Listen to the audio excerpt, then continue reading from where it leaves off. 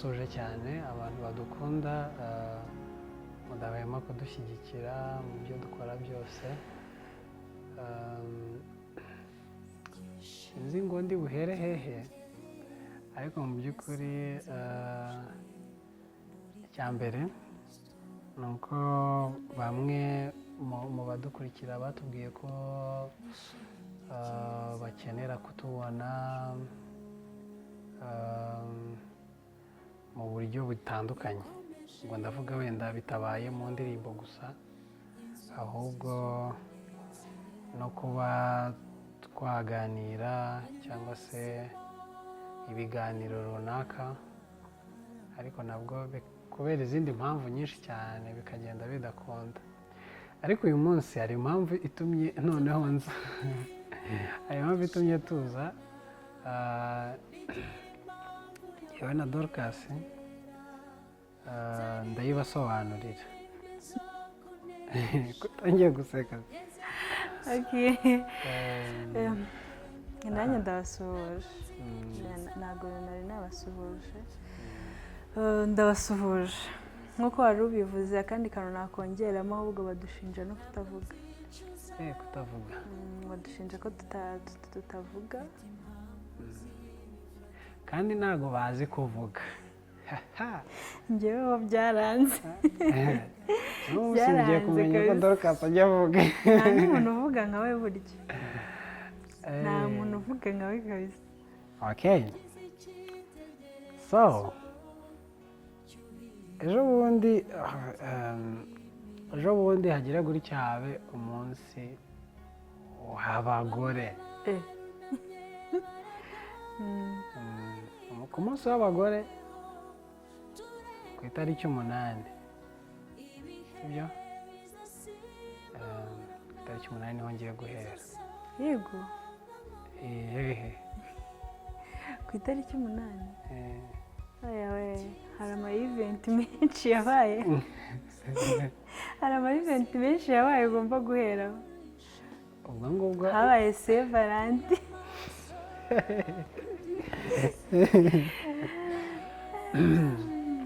Okay, abashuti banjye benshi, usibye gusa anniversaire anniversaire zacu na wedding anniversary, izo byibuze twagenekeza tukazikuramo. Ariko andi ma event yose yabaye, ni ukuvuga ngo na Pasika,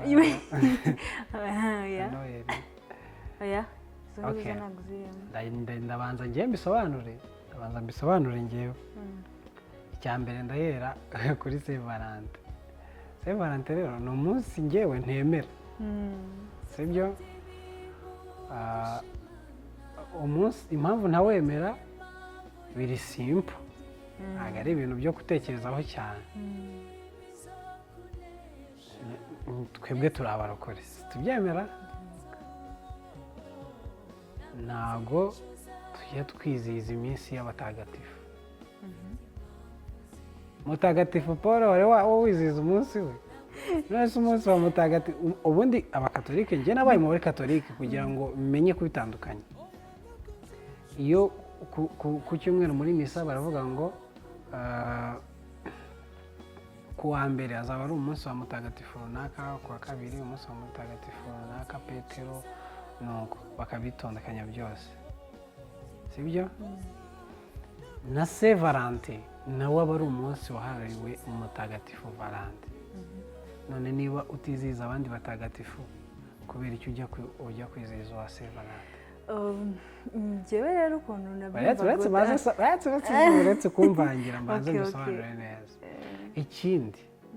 bavuga ko ari umunsi w'urukundo, sibyo? Njyewe rero ntabwo ariko mbyemera. ako kantu ahubwo rero ngo ni umunsi ngo w'abakundanye, sibyo? None umunsi w'abakundanye uba rimwe. Njyewe impamvu navuga ngo ntizihiza Saint Valentin ni uko utwo tuntu twose ngenderaho, uri kubyumva? Ngenda avuga ngo iminsi yose nayizihiza kubw'urukundo rwanjye, sibyo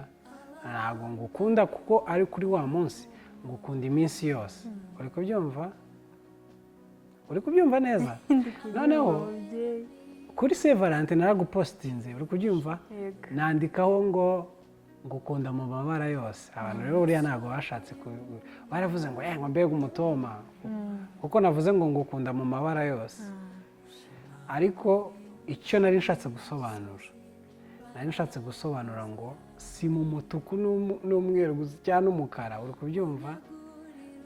mbese si kuri wa munsi gusa ahubwo ngukunda no mu yindi minsi ntabwo ntegerezwa kugukunda ari uko nadekoye umutuku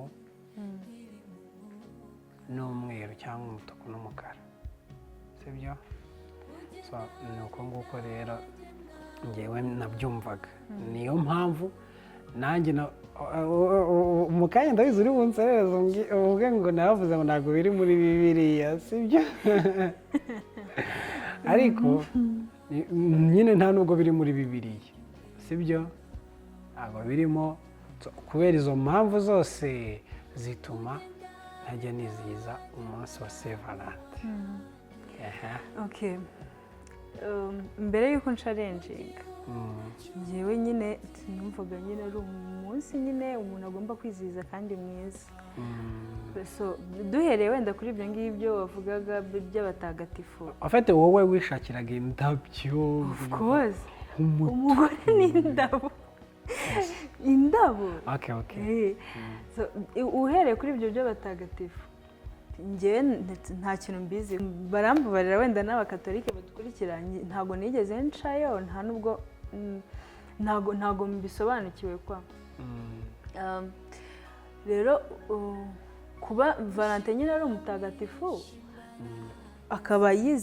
abandi batagatifu ntabwo babiziza nk'uko biziza uwo mutagatifu Valentin ngewe ntekereza ko ari ukubera igisobanuro kiri cy'uwo Valentin wenda nibyo yakoze wenda ashobora kuba apresenta urukundo sibyo ni akanya keza twabonye ko umuntu umwe upresenta urukundo ni Yesu Kristo aho ngaho ndagucarenje ndabizi gusa wenda kugira ngo tunabiveho tuve kuri Saint Valentin none se situgire umunsi w'intwari yego urawizihiza yes none se niba Valentin nawe yarabaye intwari mu rukundo nubwo bwose ntabizi neza kuko ntabisomye akaba yizihizwa nyine uwo munsi tukawizihiza kubera iki nyine tutagomba kwakitivita nyine nk'abantu nyine twumva twishimye nyine mu rukundo nyine tukabipresenta tukadekora umutuku niba ari byo bibisobanura cyangwa tugashaka n'izindi dekorasiyo ariko uwo munsi nyine twawizihiza ahubwo aho kuvuga ngo wowe warebye uturabo uri kumva utuntu utw'udutuku utugifuti wenda kugira ngo tunabiveho ngewe ntakubeshye uriya ukimara kubimbwira kuriya nahise ndesida ko ni ukuvuga ngo ku munsi wa Saint Valentin nzajya mbikora pe ariko ntabwo ari nawe ugomba kubikora wenyine kubera ko nyine ni umunsi w'abakundanye iminsi yose niyo abakundanye uri kubyumva cyakoze ku munsi wa Saint Valentin nzajya nkudekorera bya bindi uri kubyumva hanyuma tunabifete uri kubyumva ariko ikintu tutazavugamo ni uko ari Saint Valentin tuzavuga ko ari surprise ona ntabwo ari umunsi w'abakundanye iminsi yose niyo abakundanye twashaka rero ubwo niyo twashaka tukabikura kuri uwo munsi tukabishyira no ku wundi munsi banza unyumvishe impamvu ko numva bigiye kuba danje nyine ngewe nkwemereye ko uri kubyumva nkwemereye ko ku munsi wa Saint Valentin sibyo nzajya mbigukorera nkakuzanira n'indabyo nziza nkaziguhereza uri kubyumva ariko kubera ko ari kuri Saint Valentin bizajya biba ari kuri Saint Valentin ariko njye nzaba nabikoreye kugira ngo utabona abandi babaha indabyo uri kubyumva oya none se nabigusobanuriye impamvu ntawizihiza kandi ngusobanurira ko iminsi yose ari yawe nk'uko naguha ururabyo nkaruguha bitagombeye ko nduguha ku munsi wa Saint Valentin sibyo nagukorera surprise itari ukuvuga ngo ni ku munsi wa Saint Valentin sibyo nyine ubwo ushatse kuvuga ko uzajya ubikora ariko uri kunyumvisha ko bitazabyitwa Saint Valentin kuri uwo munsi nyine ariko bititwa Saint Valentin bititwa umunsi w'abakundanye bizaba ari kuri uwo munsi wowe uzabifate ntacyo ubwo nguko uri kubyumva ariko njye nzabikora ntabwo nzabikora mu izina ry'uwo munsi ni ukuvuga ngo nyine wowe ntabwo uzizihiza umunsi w'abakundanye ngewe iminsi yose ndagukunda mbega umutoma iminsi yose turakundana sibyo okay icyo ngicyo kivuyeho ari ku itariki gusa kirarangiye uragira ngo kirangire gute ukuntu nshaka ngo kirangire ndashaka kwemera kuko unyumvishe neza nemere ko Saint Valentin atari ngombwa ko tuyizihiza ntacyo bitwaye nyine kubitegura kuri uwo munsi tukadekora nyine ku biriya byose bakora tugahana impano kuri uwo munsi ariko tutizihiza uwo munsi nyine nyirizina none se nyine biraga biri simple cyane ngenda umva noneho twawihorera kubera ko ntabwo uri muri bibiri impamvu ntazawihorera ni iyo ngiyo ni uko wowe ubishaka oya ariko nanjye nshobora kubyihorera nshobora kubireka kubera impamvu niba wumvishe impamvu zanjye ukumva koko neza ariko utabeshya kuzumva aya ntabwo nabeshya subizi ndashaka kuzumva neza sibyo ntabwo ari umunsi uri muri Bibiliya yego ikindi ntabwo twizihiza abatagatifu ikindi ni iki ikindi iminsi yose duhora dukora utagira umunsi umwe gusa uri kubyumva tutagira umunsi umwe w'urukundo gusa tugira iminsi yose yacu ni iyacu Imana yarayiduhaye ubwo nyine tudesize ko Saint Valentin ducishijemo akarongo none se bitwaye iki nta kintu bitwaye ni ukuri bitwaye iki ngukoreye surprise ku itariki 10 ni ukuri nta kintu bitwaye pe icyangombwa byari gusobanukirwa impamvu bitabaye okay impamvu bari barambwiye ngo ntuzibeshye dore ntabwo biri muri Bibiliya oya ubundi hari n'abagiye babisobanurira ubwo nanze wenda kubivuga kuri kamera nibiba ngombwa tuzashaka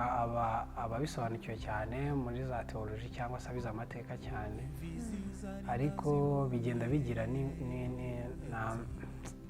n'ibisobanuro bindi biri inyuma y'ibyo ngibyo nkubwiye hari abantu tubyumva nyine kuriya tukumva ngo umunsi w'abakundanye tukabona indabo ziracicikana wa mugani tukabona gift ziracicikana tukavuga ati wawu bino bintu byiza ariko tutazi ngo hari ibintu byinshi rero bikeya uriya munsi ukeya ibyaha byinshi ibintu bibera inyuma cyane twebwe nk'abantu bakijijwe dushobora kubikora itsoke turi mu rugo n'iki ariko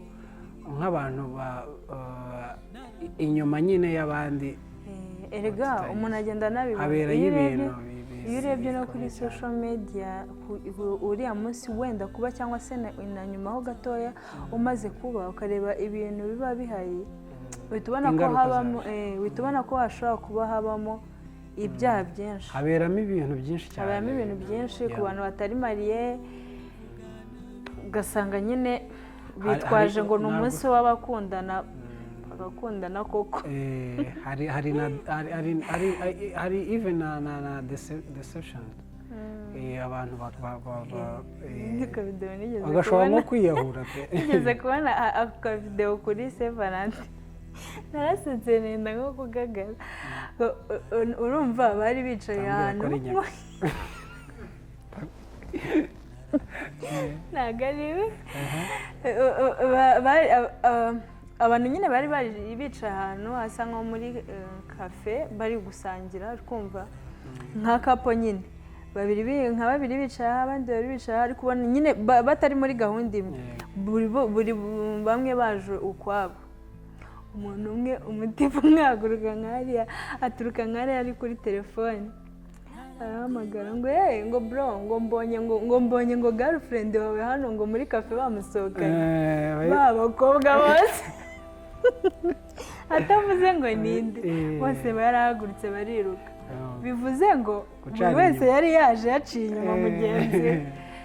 bishobora kuba tuwihorere ntabwo ari sawa iminsi yose ni iyacu iminsi yose ni iyacu kabisa ni sevarante aha icyo ngicyo kiravuyeho amahoro ni sawa ndatsinzwe uratsinzwe narijijwe n'ubusa narizwaga n'ubusa icya kabiri rero tugeze ku munsi w'abagore aho nutsinda nongera gutyo kansinda ndavuga ati burya bwose ntacyagendaga ku munsi w'abagore rero turabyuka hano ubusanzwe tubyuka dutinze sibyo kuko tuba twaryamye dutinze turi mu miziki turabyuka mu gitondo mpita nsanga abantu benshi bapositinze abamama nuko nanjye mfata akanya ko gupositinga ndapositinga abamama bakeya ni bake napositinze noneho kuri inshuro nabona positinze benshi abandi nyine barabizi bumviye muri abo ngabo bandi hanyuma ndangije positinga na madamu wanjye Dorcas mwiza cyane ndagupositinga ndanagutomora koko ndakumva nkubwira ukuntu uri mwiza urabibona si wabibonye narabibonye si ubwo nabura kubibona ntabwo nabura kubibona hanyuma uwo munsi ntinaniriwe mu rugo turirwana nta n'akazi kenshi wari ufite n'ukuri turirwana n'abana nuko nkajya mbona umuntu ntabwo yishimye umuntu ntabwo yishimye ntamubwira twakubitana I love you ndabikubwira koko so beautiful nk'uko bisanzwe iteka ariko nk'uko bisanzwe ntabwo byari ibidasanzwe byari noneho impamvu ni uko washakaga ibintu bidasanzwe kuri uriya munsi yego uriya munsi witwaga umunsi wa bande wacu sibyo noneho akarusho umugore muba muri kumwe urumva haba hagomba kuba akantu kari sipesho katari utuntu dusanzwe ntabwo byari gifuti pe kuko si ngombwa kuri uriya munsi ikintu abagore baba bakeneye kuri uriya munsi ntabwo ari impano ahubwo ni ukuganirizwa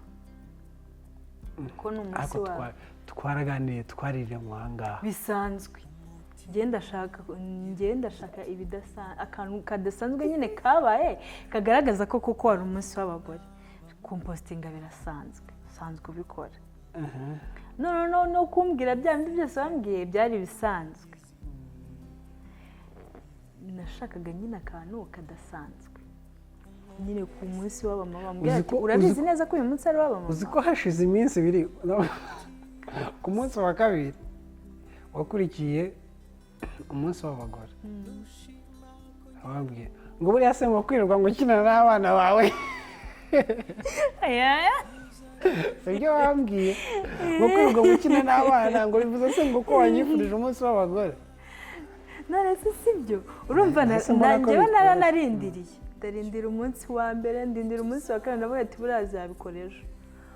wapi mbona nyine ko umunsi warangiye ariko nyine numvaga nujuje inshingano noneho mbwira ngo byari bugende gutya ni ukuvuga ngo gutangirira nyine umva ukuntu byari bugende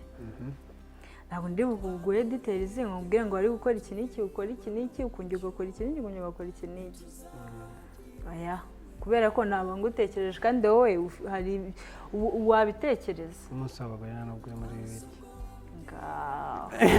harabura gatoya ngo ni anniversaire bure muri bibiliya nayo nyine ubwo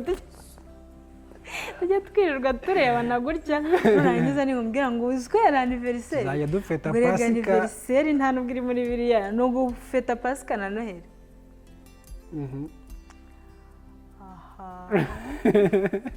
so ngambwira washakaga ngo bitangire mu gitondo bigende gute apana kuvuga ngo bitangire mu gitondo ngo ukore iki ngo nyine shushanyiriza nk'ukuntu uwo munsi wari kugenda neza kugira ngo ube wumva uzaye umeze neza nkumva ndaye meze neza mu masaha yose yagize umunsi wari gushakamo n'iminota 10 cyangwa 5 ukanyicaza ukambwira ati urabizi neza ko yari umunsi w'abagore wamara kubinyibutse neza ko uwo munsi tukabivuga ari topic ukambwira ati kuraje kuba umumama ariko rero nabikubwiye happy women's day on my status kuri status ntabwo wigeze ushyiraho happy women's day wapi I did no happy women's day kuri status ntabwo ariko wabikubangarira ntabwo ariyo washyizeho ntabwo ariyo washyizeho ntabwo ariyo nashyizeho wishyiriyeho akandi kajambo napostinze amafoto abiri ariko kuri status ibaze kubasha kubivuga kuri status ariko utabasha twirirwanye mu rugo utabasha kunyicaza ngo mbwire uti happy women's day ahubwo icyo nicyo kibazo urabyumva ntabwo ari sawa ku munsi wundi w'abagore ugomba kwica fanta tubasohokere mu rugo mu rugo niho ushaka okay so yego ndi kubyumva ariko biba bikwiriye kuba ko nkwicaza tukavuga tuti uyu munsi ni umunsi w'abagore erega sinawe gusa buriya hari n'abandi bapapa bameze nk'abo batajya babyitaho pe si kutabyitaho se ari ubwo byise nabi uvugishaje ukuri kwinshi ariko ntacyo rwose kose ndakumazeyo ni byiza nyine kubyitaho ni byiza kubyitaho kubera yuko buriya hari igihe rimwe na rimwe tuba tubikunda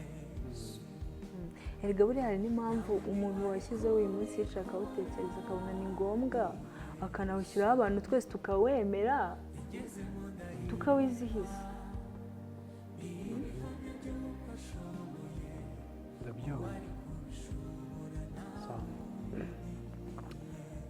ikintu rero gikomeye cyane ubu ngubu umwanzuro tujye ku mwanzuro se cyangwa hari ibindi wumva ngo ushaka kuvuga banza umbwire uti ndatsinzwe mbabarira n'ubundi umunsi w'abagore tujya kuzajya tuwizihiza ngeze ko umunsi w'abagore nzajya mba nicaye ko atari uw'abagore n'abapapa se nzajya mba nicaye ntegereza ariko nawe ugomba kwizihiza niwe ugomba kuwizihiza cyane nyine ngomba kuwizihiza ariko nzajya mba nicaye ngutegereje atari nka kwa kundi nyine mba nicaye ngutegereje ariko nawe untegereje wenda ngutegereze ko hari icyo ndi bukubwire wapi nibyo uzajya mba nicaye meze gutya ntegereje ngo baraje bambwire akantu keza n'akagifite hafi aho ngaho nzajya mbibwira abandi bamama bagenzi banjye so thank you noneho ibingibi byo nanjye ndatsinzwe sibyo imana ishimwe ko bibaye kimwe ngo umunsi w'abamama tugiye kuzajya tuha agaciro ni ukuri bapapa beza ariko ngo isigaye yose aba ari iy'abapapa yose si ubizi se ko yose aba ari iyanyu nawe ni ukudutuburira ni ukugira ngo mutazajya muduherera oya yose aba ari iyanyu pe kandi namwe murabizi kacu kamwe mujye mukumva. Okay, thank you. Ubwo isomo ririmo aho ngaho iyo tugomba kwiga ni uko kuba wakora post ugapostinga umugore wawe bidahagije gusa, kuba mwakwirwana mukaganira ntabwo bihagije gusa, muganira ku bindi bitari uyu munsi. ugomba byanze bikunze gufata umwanya uri special ukavuga ngo bw'icyo nyine kubw'uwo munsi, my wife happy women's day. So yeah, okay, so ngayo nguko nuko uno munsi byari bimeze. turavuze koko ndumva ndushye nshaka gutuza. Oya, ntabwo bibaye neza uko nabyumva, uko nsanzwe mvuga. Ayiwe barambeshye. ni ukuvuga ngo n'ubutaha tuzagaruka mu yindi topic, zirahari nyinshi za zindi zose, ariko uno munsi ngewe birangiye nsinzwe, ariko wabona hari n'umugabo waza kungira inama akavuga ati hariya bakuriye, hari ukuntu gutya byari buze kugenda. Muraza kutubwira uko bimeze, no ku munsi wa Saint Valentin naho muratubwira, baza kutubwira baduha ama ideas, hanyuma Imana ibahe umugisha, tuzajya dukomeza tubane. Okay, ku bijyanye wenda n'akazi kacu twikorera ku murimo w'Imana, turifuza cyane kujya tubaha indirimbo nyinshi, indirimbo nyinshi rwose, noneho atari kwa kundi twatangaga dukeya kubera n'ibindi bintu, ariko ubu ngubu tuzashaka abantu bajya badufasha kugira ngo dutange indirimbo nyinshi, tugiye kuziririmba rwose zose, hari lisite ndende cyane y'indirimbo nyinshi. ni ukuvuga ngo tugeze kuri episode y'ijana. Harimo indirimbo zingahe? Harimo indirimbo zigera muri 200. Zenda gukabakaba 200, ariko iyo ngiye kureba mbona zenda kugera muri uwo mubare. Ubwo izisigaye uko biri kose nizo nyinshi kurusha izo turangije. Izisigaye nizo nyinshi kurusha izo turangije. Urumva harimo n'izitari zo mu gitabo cyangwa se nizo mu bindi bitabo? Hari n'izo mu bindi bitabo, vuba aha ngaha turatangira kubahereza zo mu bindi bitabo bitari zo gushimisha n'iz'agakiza. Hari ibindi bitabo nabyo tuzababwira mbere, hari indirimbo badusabye ziri mu gitabo cy'abadive, Adventiste umunsi wa karindwi, hari izi nyimbo za wokovu, hari igitabo cy'u Burundi, impunzi z'abarundi turabasuje cyane, abarundi benshi badukurikira cyane, benshi cyane, ariko umunsi umwe tuzagiye i Burundi, Bujumbura.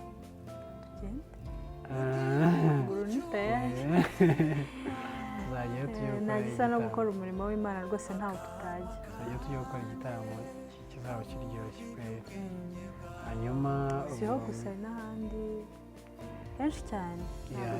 kandi inyinshi muri izi ndirimbo ziri no mu Cyongereza. Icyongereza ntabwo ari ururimi rwacu, ariko tujya tugerageza kuririmba mu Cyongereza, tuzajya tugenda twigamo nkeya tugenda tuziririmba. Reka dushimire abantu. Turabashimira cyane abantu mudukurikira, mutwereka ko muba muri kumwe natwe buri gihe, umunsi ku wundi abantu mufashwa na zino ndirimbo turirimba. Ni ukuri mutwereka urukundo tukishima, niyo mpamvu tuba dufashe uyu mwanya tukavuga ngo inshuti reka tubereke ko tuzirikana ko mutuba hafi turabakunda natwe cyane kandi dushyiramo imbaraga kugira ngo dukomeze Imana ibahe umugisha cyane murakoze cyane nanjye reka mbashimire babivuze byose amen nakagaruka murakoze cyane